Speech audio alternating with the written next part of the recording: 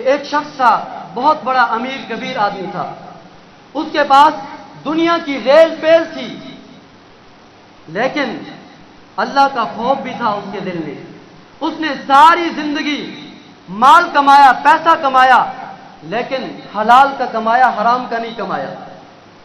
جب اس کا آخری وقت آیا، اسے محسوس ہوا کہ اب میں دنیا سے جانے والا ہوں، دل میں اس نے خیال کیا کہ ساری زندگی میں نے محنت کی ہے، ساری زندگی میں نے کمایا ہے، پیسہ جمع کیا ہے، اب میری آنکھ بند ہوگی، میرے بیٹے عیش و عشرت کریں گے اور اس پیسے کو فحاشی میں اور یانی میں اور دین مخالف کاموں میں خرچ کریں گے اور قبر میں ڈنڈے مجھے پڑیں گے۔ کیوں نہ ایسا کام کر جاؤں کہ میرے بیٹوں کو بھی سمجھ آ جائے۔ اس نے یہ سوچ کر ایک ترکیب سوچی۔ اس نے اپنے دو بیٹے تھے، اس کے دو بیٹوں کو اپنے پاس بلایا اور اپنے بیٹے کو حکم دیا کہ جاؤ 2 کاغذ لے کر آؤ۔ بیٹا 2 کاغذ لے کے آیا، ایک کاغذ پہ کوئی تحریر لکھی، تحریر لکھنے کے بعد اس کو اچھی طرح بند کیا، بند کرنے کے بعد اس کے اوپر لکھا کہ میری یہ وصیت اس وقت پڑھی جائے جب میری میت سامنے ہو، لوگ جنازہ کے لیے صفیں بنا چکے ہوں اور امام صاحب جنازہ پڑھنے سے پہلے میری یہ وصیت پڑھ دیں۔ توجہ کرنا، بڑی قیمتی بات بتانے لگا ہوں۔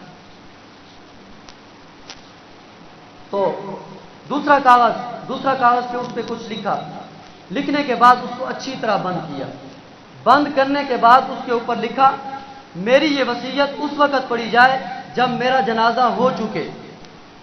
اپنے بیٹے کو دی کہ اپنے پاس محفوظ رکھو اور ان پہ عمل کرو۔ موت آ گئی، بڑا امیر کبیر آدمی تھا، تو سارے لوگ، سارے پنڈ کے لوگ، سارے شہر کے لوگ جمع ہو گئے۔ امیر کا جنازہ ہونا تو سارے لوگ آتے ہیں۔ اچھا ایک بات کئی دفعہ میں پوچھتا ہوں، آپ سے بھی پوچھ لیتا ہوں، ناراض نہیں بیٹھے تو پوچھ لیتا ہوں، ناراض نہیں بیٹھے تو سبحان اللہ کہہ دیں۔ اچھا امیر کے جنازے میں شرکت کرنا زیادہ ثواب ہے کیا؟ نہیں نا۔ جنازہ کسی کا ہو، کسی کا بھی ہو، امیر کا ہو، غریب کا ہو، کسی کمی کا بھی کیوں نہ ہو، جنازے میں شرکت کرنا اتنا ثواب ہے جتنا کہ امیر کے جنازے میں، برابر کا ثواب ہے، جتنا شرکت کرو گے اتنا اجر ملے گا۔ تو امیر کے جنازے میں لوگ زیادہ جمع ہوتے ہیں، سارا پنڈ آ گیا، سارے شہر کے لوگ آ گئے، جنازہ سامنے پڑا ہے، صفیں باندھی جا چکی ہیں، بڑا بیٹا آگے ہوا اور اپنی وصیت سامنے کی۔ مولانا صاحب ابا جان کی وصیت تھی جنازے سے پہلے جب صفیں بن چکے تو اس وصیت نامے کو پڑھ دیا جائے۔ مولانا صاحب نے وہ کاغذ کھولا اور وصیت پڑھی، اس میں لکھا ہوا تھا کہ جو بندہ میرے جنازے میں آ کر بھی جنازہ نہ پڑھے میری ساری جائیداد اس کو دے دی جائے۔ جو بندہ میرے جنازے میں آئے اور آنے کے بعد بھی میرے جنازے میں شرکت نہ کرے، ایک کونے میں کھڑا ہو جائے، میری ساری جائیداد اس کو دے دی جائے۔ مولانا صاحب نے جب یہ اعلان کیا نا، سارے لوگ ایک دوسرے کو دیکھنے لگے۔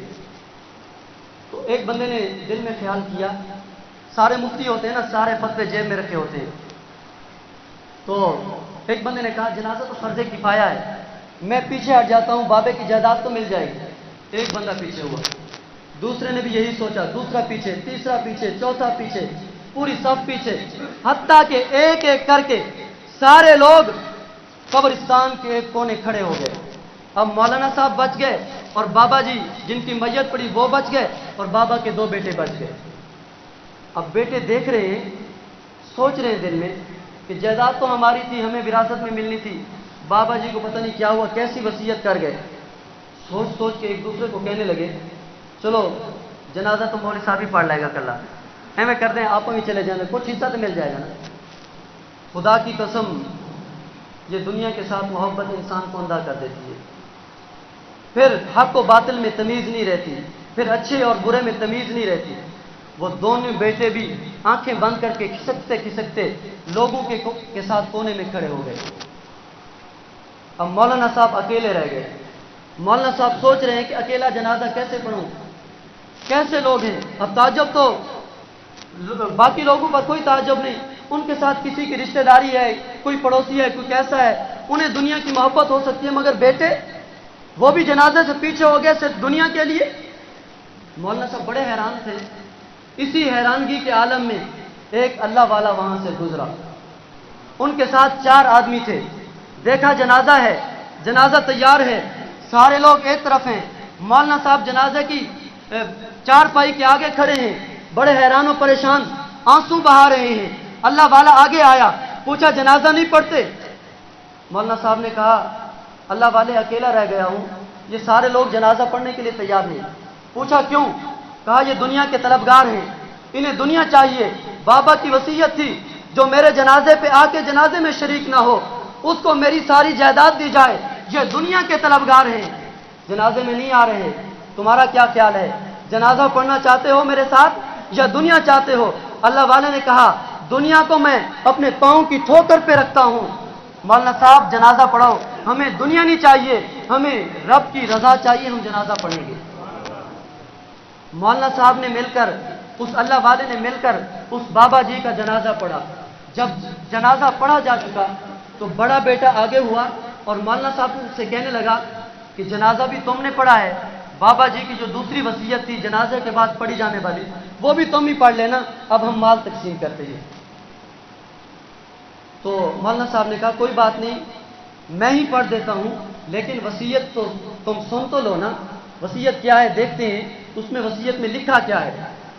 तो अब मौलाना साहब ने वो कागज खोला, कागज खोलने के बाद जब पढ़ा ना, उसमें लिखा हुआ था मेरी पहली वसीयत मंसूख, मेरी वसीयत ये है जिन्होंने मेरा जनाजा पढ़ा मेरी सारी जायदाद उनके दरमियान तकसीम कर दी जाए।